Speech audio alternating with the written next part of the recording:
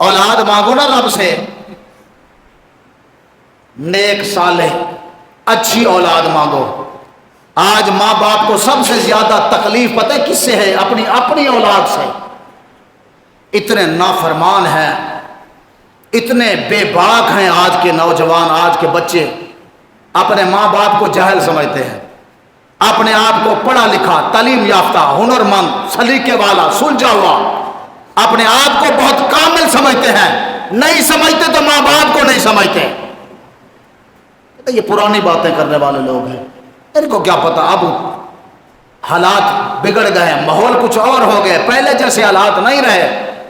ہمیں بھی پتہ ہے پہلے جیسے حالات نہیں رہے، اولاد جہل ہو گئی ہے، بظاہر تو تعلیم یافتہ ہیں، پڑھے لکھے ہیں، لیکن جہالت کے بالکل مینارے بنے ہوئے ہیں۔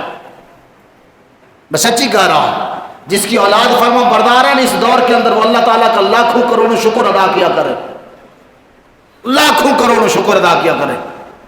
کئی ماں باپ آ کے میرے پاس روتے ہیں، بیٹھ کر بتاتے ہیں کہ علامہ صاحب، حضرت صاحب میرے ساتھ یہ بچے نے کیا ہے، بیٹی نے یہ کیا ہے، بیٹی نافرمان، باپ بیٹا نافرمان، باپ بیچارہ کہاں جائے۔